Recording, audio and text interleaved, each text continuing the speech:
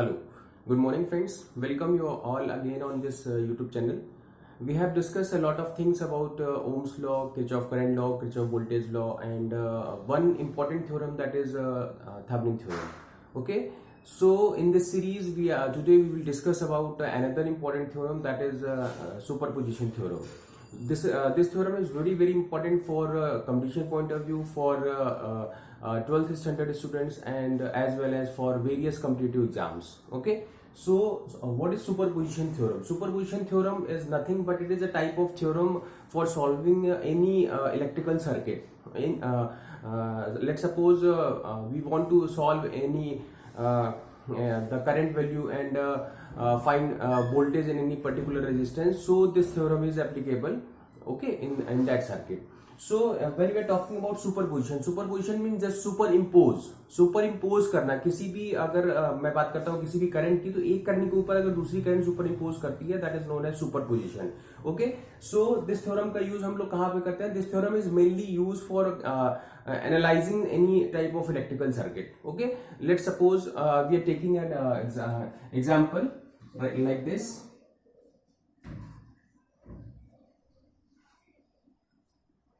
Let's suppose this is a very simple circuit where we have to apply superposition theorem and find the value of that.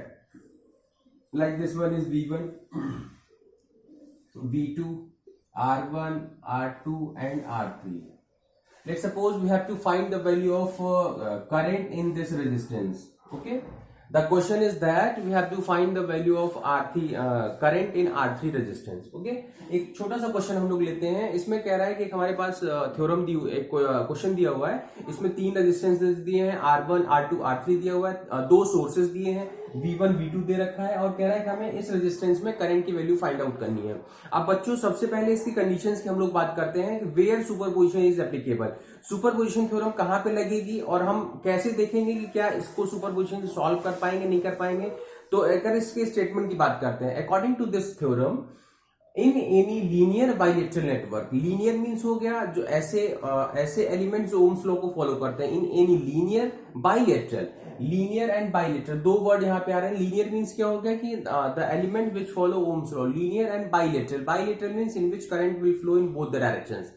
In any linear and bilateral network containing various active and passive sources. Active and passive sources हमें पता है कि active sources होते हैं जो current को deliver करते हैं, जो करंट को देते हैं, और पैसिव सोर्सेज क्या हो गए, जो करंट को एब्जॉर्ब करते हैं, लाइक रेजिस्टेंस हो गया. इन any linear bilateral network containing various active and passive sources and more than one active sources. More than one active sources, इसका मतलब क्या हो गया? बहुत इंपॉर्टेंट कंडीशन है ये कि सुपरपोजिशन थ्योरम तभी एप्लीकेबल होगी जब जहां पे एक्टिव जो सोर्सेज होते हैं, लाइक वोल्टेज सोर्स हो गया, लाइक करंट सोर्स हो गया, ये जो सोर्सेज होते हैं अगर मोर देन वन दिया है, then only this theorem is applicable.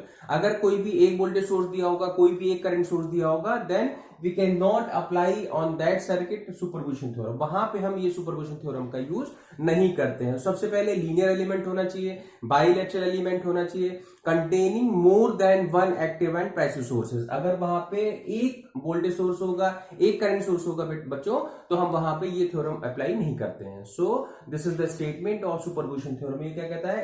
According to this theorem, in linear bilateral network containing more than one active and passive sources, then the response in any element will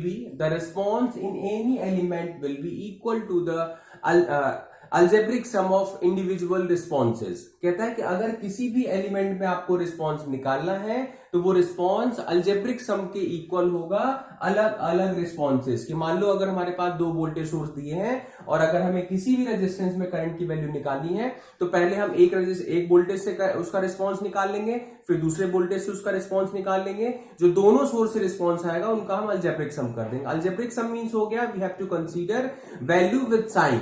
अगर दोनों की same direction होगी then we have to add, and if the direction will be opposite then we have to subtract. तो हमें ये ध्यान रखना है कि हमारे पास जो वैल्यूज आ रही हैं वो पॉजिटिव होंगी या नेगेटिव होंगी. तो अल्जेब्रिक सम मींस क्या हो गया कि आपको विद साइन आपको लेना है. अगर same direction then we have to add, if direction will opposite then we have to subtract, right.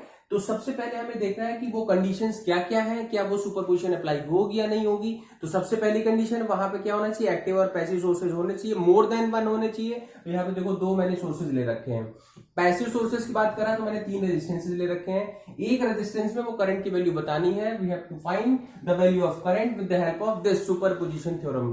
Last video में हमने देखा था कि अगर हम थेवेनिन थ्योरम लगाते हैं, थेवेनिन थ्योरम बेसिकली अगर कोई कॉम्प्लिकेटेड सर्किट दिया होता है उसको सिंप्लीफाई करने के लिए और सर्किट की एनालिसिस करने के लिए हम बेसिकली वहां पे क्या यूज करते हैं, Thevenin theorem. But superposition theorem क्या कहता है कि सुपरपोजिशन बेसिकली वहां पे हम लोग यूज करते हैं जहां पे more than one active sources दिए हो, जहां पे बहुत सारे वोल्टेज सोर्स दिए हो, जहां पे बहुत सारे करंट सोर्स दिए हो, तो वहां पे हम क्या करते हैं, सुपरपोजिशन थ्योरम अप्लाई करते हैं। बहुत इंपॉर्टेंट थ्योरम है कंपटीशन के पॉइंट ऑफ व्यू से। जितने भी हमारे एग्जाम्स होते हैं स्टेट लेवल के या सेंट्रल लेवल के एग्जाम्स होते हैं उसमें इसका क्वेश्चन रहता ही रहता है ना, इसलिए इसको हम लोग आज ध्यान से देखते हैं।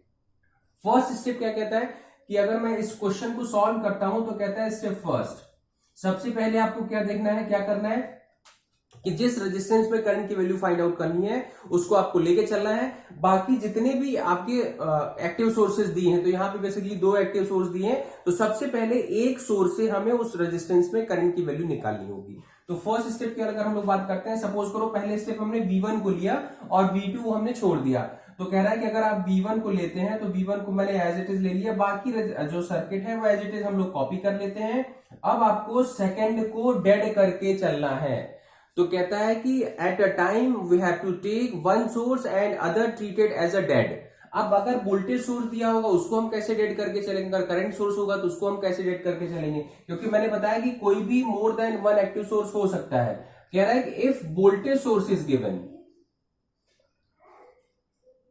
If voltage source is given, तो इसको हम किस तरीके से रीड करते हैं, इसका इंटरनल रेजिस्टेंस होता है, voltage source is replace by their internal resistance. जो वोल्टेज सोर्स का इंटरनल रेजिस्टेंस होता है उसको हम उससे रिप्लेस कर देते हैं। वोल्टेज सोर्स का इंटरनल रेजिस्टेंस कितना होता है, तो कहते हैं वोल्टेज सोर्स का इंटरनल रेजिस्टेंस 0 ओम होता है, that's why it is replaced by short circuit. It is replaced by short circuit. इसको हम क्या करते हैं, शॉर्ट सर्किट कर देते हैं। ये चीजें इंपॉर्टेंट है, इसको आपको ध्यान रखना है कि at a time one source लेना है और जितने भी अनदर सोर्सेज होते हैं उसको हम उसके इंटरनल रेजिस्टेंस से हम रिप्लेस कर देते हैं। When we are talking about current source, अगर हम लोग करंट सोर्स की बात करते हैं तो करंट सोर्स का जो इंटरनल रेजिस्टेंस होता है, करंट सोर्स का इंटरनल रेजिस्टेंस हम लोग क्या मान चलते हैं, दैट विल बी इनफाइनाइट। अगर इनफाइनाइट ओम का मतलब क्या हो गया, बहुत ज्यादा होके चलता है, इसका मतलब इसको हम कैसे रिप्लेस करते हैं, as a open circuit. As a open circuit इसका मतलब कहीं भी अगर वोल्टेज सोर्स होगा, अगर कहीं भी वोल्टेज सोर्स होगा तो उसको हम क्या करेंगे, शॉर्ट सर्किट करेंगे, और अगर कहीं भी करंट सोर्स होगा तो उसको हम क्या करेंगे, ओपन सर्किट करेंगे। तो हमने जो एग्जांपल लिया है यहाँ पे दोनों जो हमारे हैं वो वोल्टेज सोर्स है। इसका मतलब पहली बार हम अगर एक वोल्टेज सोर्स लेते हैं तो दूसरों को उसको इंटरनल रेजिस्टेंस का मतलब क्या हो गया, उसको हमें शॉर्ट सर्किट करना पड़ेगा। तो यहाँ हमने उसको शॉर्ट सर्किट कर दिया। अब अगर मैंने इसको शॉर्ट सर्किट कर दिया तो आपको चाहे ओम्स लॉ लगा लें, चाहे केवीएल केसीएल लगा लें, कैसे भी करके इसमें करंट की वैल्यू फाइंड आउट करनी है। इसमें मैंने माना कि फर्स्ट केस में जो करंट जा रही है by one source, that will be I1। I1 की वैल्यू आपको निकालनी है। अब I1 कैसे निकालें, तो अगर मैं मानू भाई इससे टोटल करंट जो जा रही है वो कैपिटल I जा रही है, तो कैपिटल I पता हो आपको, तो करंट डिवाइड रूल लगा के आप उसको निकाल सकते हैं। कैपिटल I की अगर हम लोग बात करते हैं कि कैपिटल I कैसे निकालेंगे, तो यहाँ पे हम क्या करें, लूप एनालिसिस लेके हम कैपिटल I की वैल्यू निकाल सकते हैं, या सिंपल से हम क्या करें, V इक्वल टू IR लगा दें। तो पहले इस टोटल रेजिस्टेंस की वैल्यू निकाल लेते हैं कि हमारे पास ये रेजिस्टेंस होगा कितना सर्किट में। तो अगर आप यहां से चलते हैं तो करंट यहां तक सेम आएगी, यहाँ पे करंट डिवाइड हो, इसका मतलब these resistances will be parallel and this will be in series. तो टोटल रेजिस्टेंस की वैल्यू हो जाएगी R इक्विवेलेंट इक्वल टू क्या हो जाएगा, R1 सीरीज में होगा प्लस ये दोनों पैरेलल में होंगे, तो पैरेलल का formula R2 into R3 upon R2 plus R3, right. ये आपने टोटल रेजिस्टेंस की वैल्यू यहां से हम निकाल लेंगे। मैंने एक जनरल क्वेश्चन लिया है, अगर यहाँ पे वैल्यूज दी होंगी तो R1 R2 R3 की वैल्यू आपको दिया होगा, एक डेफिनेट वैल्यू होगी, उसकी वैल्यू आप पुट करेंगे तो यहाँ पे इक्विवेलेंट रेजिस्टेंस की वैल्यू आ जाएगी। अब आपको करंट, टोटल करंट निकालना था, तो V इक्वल टू IR आप लगा दें। V इक्वल टू IR आप लगाते हैं तो क्या होगा, V की वैल्यू आपके पास है V1 equal to capital I आप निकालना चाहते हैं, और R की जगह क्या हो गया RT। इस तरीके से अगर आप निकालते हैं तो क्या होगा कि हमें कैपिटल I की वैल्यू मिल जाएगी। अब टोटल करंट की वैल्यू निकल गई by the current of first source की जो करंट की वैल्यू वो आपको मिल गई। अब हम क्या करते हैं, हमें ये करंट चाहिए, करंट डिवाइड रूल लगा दो।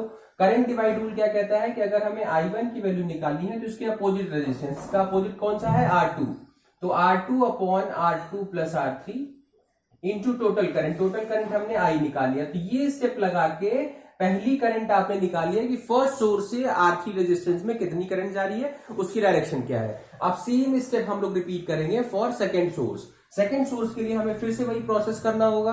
फिर वहां हम क्या करेंगे, I2 करंट एज्यूम कर लेंगे।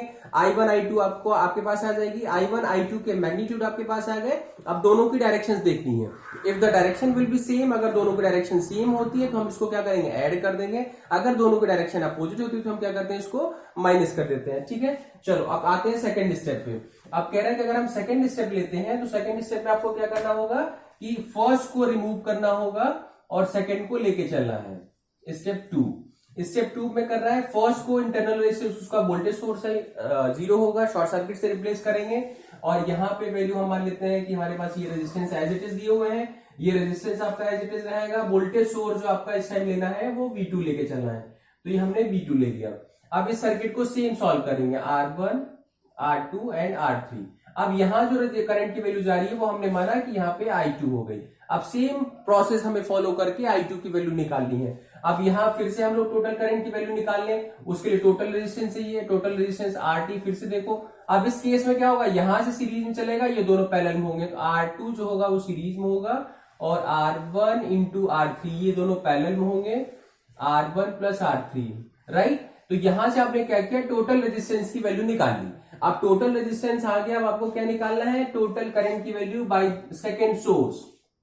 फिर से हम लोग लगाते हैं V इक्वल टू IR, तो V2 equal to I into RT। तो ये वैल्यू आपकी आ गई। यहां से क्या निकल जाएगा, आपको टोटल करंट की वैल्यू निकल जाएगी कि सेकंड सोर्स से कितनी करंट जा रही है। अब हमें निकालना है कि इस रेजिस्टेंस में कितनी करंट जा रही है, तो करंट डिवाइड रूल फिर से लगाते हैं। तो I2 इक्वल टू क्या मिल जाएगा, इसके अपोजिट रेजिस्टेंस आपका R1 है, अपॉन R1 प्लस R2 लगा देंगे, R1 plus R2 into total current की अगर हम लोग बात करते हैं तो कैपिटल I आपने निकाल चुके हैं। तो ये मैंने एक जनरल क्वेश्चन लिया है, इसमें आपको R1 R2 R3 V1 V2 ये सारी चीजें पता होती हैं। उसके बाद ये हम दो स्टेप्स लगा के इसको हम सॉल्व कर लेंगे। अब हमारे पास एक करंट ये निकल के आई है और पहली वाली करंट आपकी ये निकल के आई। अब दोनों करंट के मैग्नीट्यूड आपको पता है, अब दोनों की डायरेक्शन देखनी है। फर्स्ट की डायरेक्शन देखते हैं तो ये डाउनवर्ड डायरेक्शन में दिखाई दे रही है। सेकंड की अगर हम डायरेक्शन की बात करते हैं तो ये भी डाउनवर्ड डायरेक्शन में दिखाई दे रही है। इसका मतलब दोनों की डायरेक्शन सेम है। अब मैंने आपको बताया था अगर दोनों की डायरेक्शन सेम होती तो हमें इसका क्या करना है, अलजेब्रिक सम लेना है। अलजेब्रिक सम का मतलब क्या होगा कि दोनों को हम सिंपल सा ऐड कर देंगे। तो फाइनल जो करंट आएगी, फाइनल करंट जो होगी वो क्या होगी, इन दोनों को ऐड कर देना है। तो capital I equal to I1 plus I2 अगर हम करते हैं तो सुपर पोजिशन से जो फाइनल करंट आएगी दोनों सोर्स से वो आपने निकाल लिया। ठीक है, तो ये पूरा स्टेप हो गया एक छोटे से क्वेश्चन को सॉल्व करने के लिए। तो ये मैंने एक जनरल क्वेश्चन लिया है, किसी भी क्वेश्चन में आप इसको अप्लाई करते हैं, आपको स्टेप्स ध्यान रखने हैं तो आप इसको कर लेंगे। सबसे पहले क्या ध्यान रखना है कि कहां पे सुपरपोजिशन अप्लाई होगी, जहां पे मोर देन वन आपके एक्टिव सोर्सेज दिए हो। जहां पे more than one active sources का मतलब या तो वोल्टेज सोर्स दिया होगा या करंट सोर्स दिया होगा या दोनों का कॉम्बिनेशन दिया होगा। दूसरा हमें ये ध्यान रखना है कि जितने भी सोर्सेज होंगे उतने स्टेप्स में क्वेश्चन को सॉल्व करना होगा। हर स्टेप में एक सोर्स को लेना है, अदर को उसके इंटरनल रेजिस्टेंस से डेड करके चलना है। अगर वोल्टेज सोर्स दिया होगा तो उसको हम शॉर्ट सर्किट कर देते हैं, अगर कहीं भी करंट सोर्स दिया होता है तो हम उसको ओपन सर्किट कर देते हैं क्योंकि उसका इंटरनल रेजिस्टेंस इनफाइनाइट होता है, राइट। हर स्टेप में क्या करेंगे, आपको एक एक करंट की वैल्यू निकलती जाएगी। फिर सारी करंट का आपको अलजेब्रिक सम निकालना है। अगर जिन करंट की डायरेक्शन सेम होगी उसको हम ऐड कर देते हैं और जिनकी डायरेक्शन अपोजिट होती है उसको हम माइनस कर देते हैं। इसलिए तब आपको फाइनल जो करंट की वैल्यू मिलेगी वहां पे अलजेब्रिक सम दिखेगा, उनकी डायरेक्शंस दिखेगी, उनकी डायरेक्शंस के अकॉर्डिंग उसको हम क्या करते हैं, उनका सम कर देते हैं, right. So this is very important theorem and very simple theorem. इसमें आपको करंट डिवाइड रूल अगर कहीं लगाना है तो आप वो लगा सकते हैं, Kirchhoff current law, Kirchhoff voltage law से अगर आपको निकालना है तो वो निकाल सकते हैं। Anyhow you have to find the value of current by each source. जितने भी सोर्सेज होंगे उसमें जो करंट की वैल्यू होगी वो आपको निकालना होगा और जैसे जैसे अलग अलग सोर्सेज की करंट की वैल्यू आपको निकल के आ जाती है वैसे आप क्या करते हैं, फाइनल जो करंट होगी वो आप निकाल लेंगे।